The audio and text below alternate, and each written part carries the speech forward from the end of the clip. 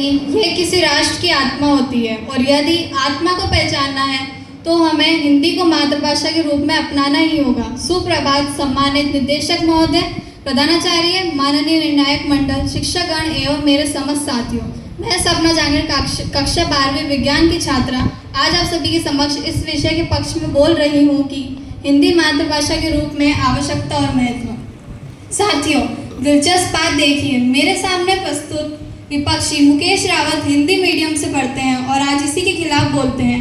यह तो वैसा हुआ जैसे कोई व्यक्ति पेड़ की छांव में बैठकर पेड़ को काटने की कोशिश करे। हिंदी केवल एक भाषा नहीं बल्कि करोड़ों भारतीयों की सांसों में बसी हुई आत्मा है।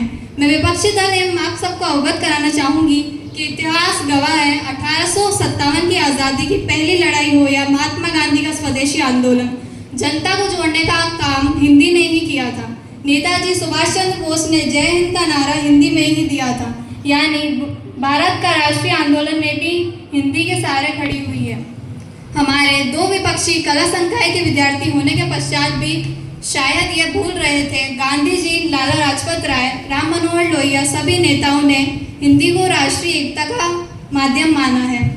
हिंदी साहित्य ज्ञान का खजाना है जो न केवल भारत बल्कि पूरी दुनिया में अपना विस्तार फैलाकर सामाजिक योगदान में अपना योगदान दे सकती है।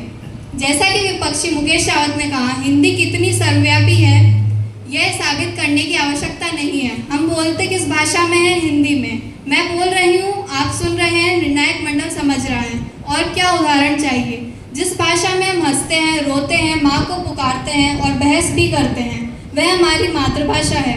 और वह हिंदी जिस चीज़ को हम रोज जीते हैं उसके अस्तित्व पर बहस करना ही व्यर्थ है। सही कहा कि बहस दशकों से चल रही है, लेकिन ज़रा सोचिए, जो मुद्दा दशकों से चल रहा है वो क्या इतना महत्वहीन हो सकता है। गंगा हजारों सालों से बह रही है, तो क्या हम कहते हैं कि अब हमें गंगा की जरूरत ही नहीं। संविधान सभा में जब मुद्दा उठा तब भी लोग हिंदी के महत्व पर सहमत थे। आर.वी. धुलेकर जी ने तो साफ कहा था, जो व्यक्ति इस देश की भाषा नहीं जानता उसे सदन में बोलने का कोई अधिकार नहीं है। यानी हिंदी का महत्व सदियों से है और आगे भी बढ़ता रहेगा। मैं विपक्षी दल से पूछना चाहूँगी कि ज़रा बताइए, अगर हिंदी नहीं तो कौन सी भाषा पूरे भारत को जोड़ सकेगी।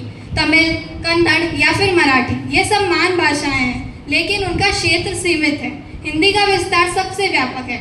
मैं पूरे विश्वास से कहती हूँ कि हिंदी को मातृभाषा के रूप में अपनाना और उसका संरक्षण करना हर भारतवासी की आवश्यकता और नैतिक जिम्मेदारी होनी चाहिए। अगर हम हिंदी को सशक्त बनाएंगे तो भारत की असीमता, एकता और प्रगति स्वतः सशक्त होगी।